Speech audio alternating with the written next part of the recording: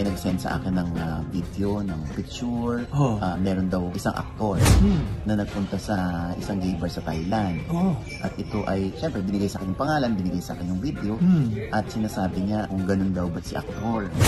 Kasi nandun daw sa gay bar sa Thailand. Eh baka naman meron lang nag-aya na gay friends. Ano bang gusto nila? Pinapakonfirm ba sa'yo kung gay si aktor? Yan ang ayaw na ayaw ko. Yung ako mag-a-out. Dapat, kung sino yung may katawan, siya mag-out kasi nararamdaman niya na kailangan niya i-out. Diba? Hindi para tayo yung manguna. Ano ba ginagawa ni gay actor dun sa loob ng gay bar? May mga friends siya, di inuman sila sa gay bar. Kung saan, meron din mga nakahubad ng mga lalaki. Ay, nakahubad? Naka-topless lang naman. So hindi ito yung parang mga gay bar na drag show katulad nung pinanood ni Ann Curtis dun sa O-Bar. That I don't know talaga. Anyway. Kung may mga drag queens. Oo. Hindi ko talaga alam. Kasi yun lang yung, yun lang ang pinakita eh. Ay, parang masaya dyan Oo. Teka, parang in-out mo na rin na yan. Bakit? Eh, pinakita mo yung video. Ba't nakita ba yung mukha niya? Hindi. Hindi.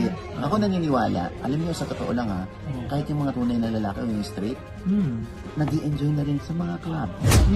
Sa O-Bar, kahit mga straight. Kasi parang piling nila, isa sa mga nakakapagpasaya sa kanila yung drag show.